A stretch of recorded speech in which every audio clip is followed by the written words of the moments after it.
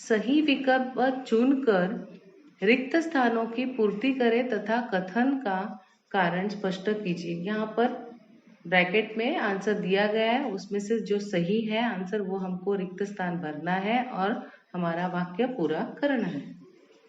उसमें पहला दिया गया है रिक्त, ब्रैकेट में देखिए आपको दिया गया है आंसर है पहला आवृत्त बीजी, दूसरा अनावृत्त बीजी, फिर बीजाणु, ब्रायोफाइटा, थैलोफाइटा और युग्म। अभी उसमें से हमको सही जो पर्याय है वह चुनकर लिखना है और वाक्य पूरा करना है। पहला अ, रिक्त स्थान, इस वनस्पति का शरीर प्रमुख रूप से नरम और तंतुमय होता है। उत्तर में आएगा थैलोफाइटा, मतलब थैलोफाइटा इस वनस्पति का शरीर प्रमुख रूप से नरम और तंतुमय होता है। अभी यहाँ नीचे उसका कारण पूछा गया है, तो कारण लिखना है थैलोफाइटा वनस्पति में शैवाल का समावेश होता है और शैवाल प्रमुख रूप से नरम और तंतुमय होता है, इसलिए उत्तर उसका आएगा थैलोफाइटा। अभी रिक्त स्थान समूह को वनस्पति जगत का उभयचर कहा जाता है। रिक्त स्थान में आएगा ब्रायोफाइटा। ब्रायोफाइटा समूह को वनस्पति जगत का उभयचर कहा जाता है। अभी कारण, क्योंकि इनकी वृद्धि नम मिट्टी में होती है परंतु प्रजनन के लिए उन्हें पानी की आवश्यकता होती है। ठीक है, उत्तर है इसका ब्रायोफाइटा। तीसरा, टेरिडोफाइटा वनस्पतियों में अलैंगिक प्रजनन रिक्त स्थान निर्मित द्वारा, जबकि लैंगिक प्रजनन रिक्त स्थान निर्मित द्वारा होता है।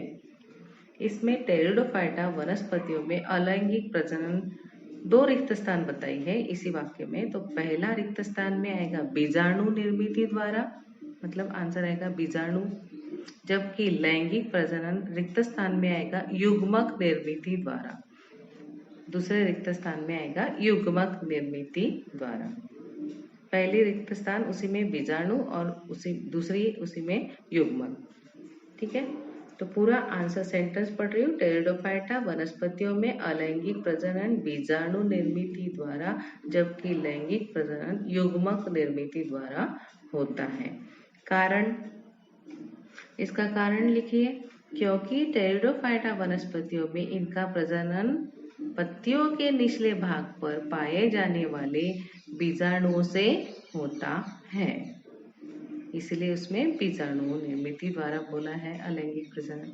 तथा लैंगिक प्रजनन के लिए इनमें स्पष्ट रूप से संवहनी संस्थान पाई जाती है, इस कारण लैंगिक प्रजनन युग्मक द्वारा होता है। ठीक है, अभी आखिरी पूछा गया है, रिक्त स्थान वनस्पतियों में प्रजनन के नर व मादा अंगक एक ही वृक्ष के अलग अलग बीजाणु पत्र पर पाए जाते हैं। तो रिक्त स्थान में आंसर आएगा अनावृत्त बीजी। पूरा सेंटेंस पढ़ रही हूँ। अनावृत्त बीजी वनस्पति में प्रजनन के नर व मादा अंगक एक ही वृक्ष में के अलग अलग बीजाणु पत्र पर पाए जाते हैं। आंसर आएगा अनावृत्त बीजी। इसका कारण नीचे लिखना है। केवल अनावृत्त बीजी वनस्पति ही ऐसी है जिसमें प्रजनन के नर व मादा अंग एक ही वृक्ष के अलग अलग बीजाणु पत्र पर पाए जाते हैं, इसलिए उत्तर आएगा अनावृत्त बीजी। ये हो गया अपना जोडियो का आंसर और रिक्त स्थान का आंसर। अभी प्रश्न तीसरा पूछा गया है, निम्नलिखित प्रश्नों के उत्तर अपने शब्दों में लिखिए। पहला प्रश्न है, उपसृष्टि बीजपत्री की विशेषताएं लिखिए। उपसृष्टि बीजपत्री की विशेषताएं, अभी देखिए आंसर उपसृष्टि बीजपत्री कहाँ दिया गया है। इसका आंसर आपको मिलेगा पेज नंबर 78 पे।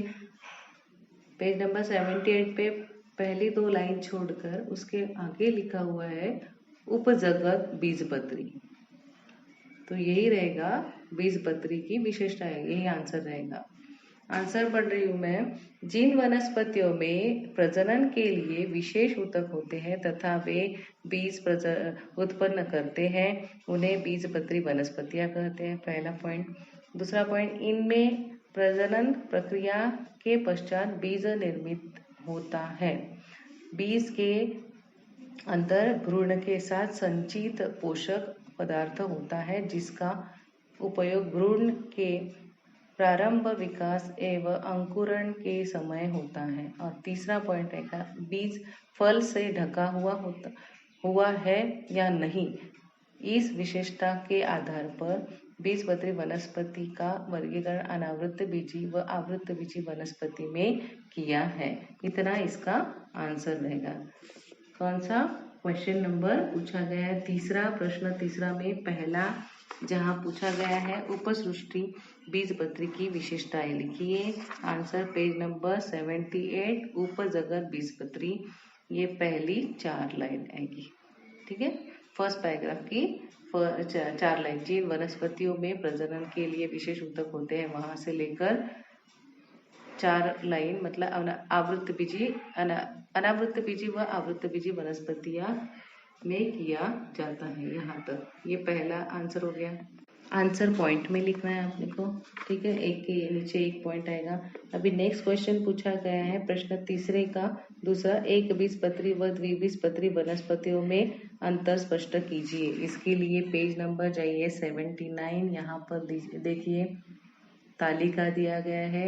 एक तरफ लिखा है द्विबीजपत्री वनस्पतियां और एक तरफ लिखा है एक बीजपत्री वनस्पतियां। पूरा जैसे है यहाँ पर वैसे ही तालिका बनानी है और आंसर लिखना है, ठीक है।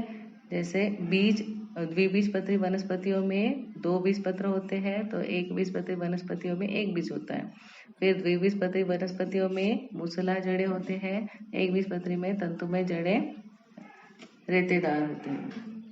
और तना यहाँ पर लिखा है मजबूत, सख्त तथा तना होता है तो बरगद का पेड़ उदाहरण दिया है। यहाँ पर एक बीजपत्री में खोखला उदाहरण दिया है बांस आभासी, फिर से उदाहरण दिया है केला, चकती स्वरूप होता है उसका उदाहरण दिया प्याज। फिर पत्ती द्विबीजपत्री में बताया है जालीदार शिराविन्यास, एक बीजपत्री में बताया समांतर शिराविन्यास। द्विबीजपत्री वनस्पतियों में बताया फूल 4 या 5 भागों वाला होता है तो यहाँ एक बीजपत्री वनस्पति में 3 या 3 की आवृत्तियों में त्रिभागी होता है। ये पूरा लिखना है आपको। नीचे डायग्राम दी गई है वो भी साथ में डायग्राम निकालनी है। ये हो गया है अंतर स्पष्ट करो द्विबीजपत्री वनस्पतियां और एक बीजपत्री वनस्पतियां। पेज नंबर 79 पर है ये अंतर, ऐसे ही लिखना है पूरा। उसके बाद प्रश्न चौथा देखना है पहले हमको। स्पाइरोगारा वनस्पति की विशेषताएं लिखकर आकृति बनाइए। अभी आकृति बनानी है हमको स्पाइरोगारा की। पेज नंबर जाइए 76। पेज नंबर 76 प्रश्न क्रमांक चल रहा है अपना 3.4, मतलब प्रश्न तीसरे में का चौथा चल रहा है स्पाइरोगारा वनस्पति। तो आकृति रहेगी पेज नंबर 76 का 6.1 दिया गया है थैलोफाइटा विभाग की वनस्पतियां। उसमें सिर्फ जो जहाँ पर स्पाइरोगारा लिखा हुआ है वो स्पाइरोगारा की आकृति आएगी, ठीक है।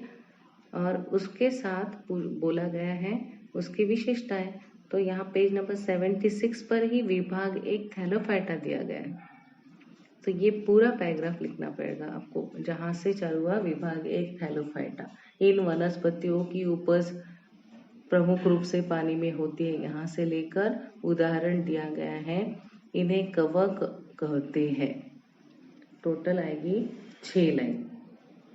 विभाग एक थैलोफाइटा जहाँ लिखा हुआ है पेज नंबर 76 पर, ये टोटल 6 लाइन ये आएगी विशेषता में। और उसका आकृति जो बोला है स्पाइरोगारा की 6.1 की तीसरी आकृति स्पाइरोगारा की, ये रहेगा आंसर। अभी आगे बोला है ब्रायोफाइटा विभाग की वनस्पतियों की विशेषताएं लिखिए। अभी ब्रायोफाइटा वनस्पति की विशेषताएं हमको लिखनी है। देखिए अभी पेज नंबर इसके लिए पेज नंबर 76 बोला है। ब्रायोफाइटा विभाग 2 ब्रायोफाइटा दिया गया है। तो अभी विशेषताएं के लिए पेज नंबर 76 का जहाँ विभाग 2 ब्रायोफाइटा लिखा है, तो सबसे लास्ट पैराग्राफ जो है वो पूरा लिखना पड़ेगा। इस समूह की वनस्पतियों को वनस्पति जगत के उभयचर कहा जाता है। पहला पॉइंट आएगा, क्योंकि इनकी वृद्धि नम मिट्टी में होती है, परंतु प्रजनन के लिए उन्हें पानी की आवश्यकता होती है। पहला पॉइंट। हाँ, यह दूसरा पॉइंट, यह वनस्पतियां निम्न स्तरीय कोशिकीय और स्वयंपोषी होते हैं। इनमें बीजाणु निर्मित से प्रजनन होता है। दूसरा पॉइंट। तीसरा पॉइंट, विभाग ब्रायोफाइटा की वनस्पतियों की रचना चपटे रिबन जैसे लंबी होती है। इन वनस्पतियों में मूल रूप से पाए जाने वाली जड़ें, तना, पत्तियां नहीं होती। इनमें पत्तियां जैसे रचना होती है। इनमें पत्तियों जैसी रचना होती है। ऐसे चौथा पॉइंट। और जड़ों की जगह जड़ों जैसे अंग मूलाप होते हैं तथा पानी और भोजन के संवहन के लिए विशेष ऊतक नहीं होता। उसी पॉइंट में उदाहरण लिखिए, फ्यूनेरिया, एंथोसिरोस, रिक्सिया इत्यादि। पेज नंबर 76 विभाग 2 ब्रायोफाइटा जहाँ लिखा है, आखिरी पैराग्राफ पूरा आएगा। ये हो गई विशेषताएं ब्रायोफाइटा की। और इसी की आकृति पेज नंबर 77 पर 6.2 ब्रायोफाइटा विभाग की वनस्पतियां दी गई है। ये तीनों भी वनस्पतियां लिखनी है आपको, फ्यूनेरिया, मार्केंशिया और एंथोसिरोस। ये तीनों भी वनस्पतियों की आकृति इसी में आएगी। अभी नेक्स्ट क्वेश्चन, प्रश्न चौथा बोला गया है, सुस्पष्ट और नाम निर्देशित आकृतियां खींचकर उनके बारे में स्पष्टीकरण लिखिए। अभी मार्केंशिया, फ्यूनेरिया, नेचे, स्पायरोगारा की आकृति बनानी पड़ेगी। और ये कौन से विभाग में आता है? थैलाफाइटा। तो इसके बारे में आपको लिखना पड़ेगा। फिर से वही विभाग थैलाफाइटा। अभी उसके बाद बोला गया है मार्केंशिया के लिए जाइए, पेज नंबर 77 विभाग ब्रायोफाइटा में आता है। आकृति बनानी है। विभाग ब्रायोफाइटा में जो ये आ रहा है, इसके बारे में आपको इसकी स्पष्ट आकृति करके यही विशेषता जो बोला है ब्रायोफाइटा की वही लिखना होगा। बाद में नेचे, और उसके बाद बोला गया है स्पायरोगारा। फिर से स्पायरोगारा की आकृति बनानी पड़ेगी और वो किस विभाग में आता है उसके वर्गीकरण, उसके बारे में विशेषता लिखनी पड़ेगी। प्रश्न चौथा में आपको मार्केंशिया, फ्यूनेरिया और स्पायरोगारा ये तीन आकृति निकालनी है। ठीक है। मार्केंशिया पेज नंबर 77 6.2 में दिया गया है, वह आकृति निकालना और विभाग 2 ब्रायोफाइटा के बारे में उसके बारे में विशेषताएं लिखना। फिर स्पायरोगारा की आकृति निकालना है। विभाग 1 थैलाफाइटा के बारे में जो आएगा, विभाग 1 में आता है ये, इसलिए उसके बारे में लिखना है। और तीसरा बोला गया है